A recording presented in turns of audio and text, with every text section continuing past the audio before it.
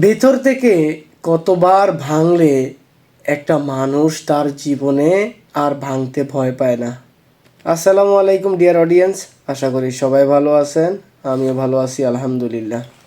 এক সময় হয়তো বুঝতে হয় এই পৃথিবীতে কেউ কারোর জন্য অপেক্ষা করে না। সবাই ব্যস্ত থাকে তার নিজ নিজ গল্পের চরিত্র হবার জন্য। আর কিছু সম্পর্ক হারিয়ে যায় কালের অতলে।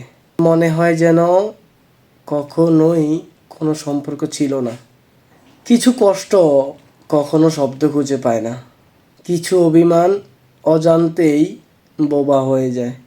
একটা লম্বা সময়ের পর আর দুঃখ অনুভূতি জাগায় না, শুধু শূন্যতা জায়গা করে নেয় হৃদয়ের গহীনে।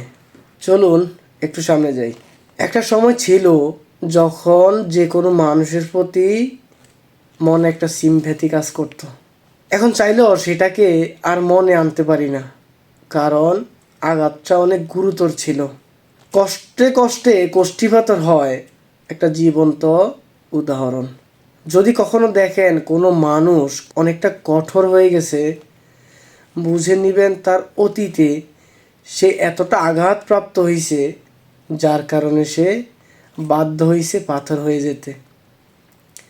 মানুষটা হয়তো মন থেকে ভালো। চলুন আর একটু সামনে যাই। ভেতর থেকে কতবার ভাঙলে একটা মানুষ তার জীবনে আর ভাঙতে ভয় পায় না। কতটা কান্না চোখের আড়ালে শুকিয়ে গেলে বিচ্ছেদ বা কোনো কষ্ট আর ব্যথা দেয় না। শুধু কিছু নিঃশব্দ দীর্ঘশ্বাস রয়ে যায় সময়ের কালো ছায়ায়। সবাই ভালো থাকবেন। আল্লাহ হাফেজ।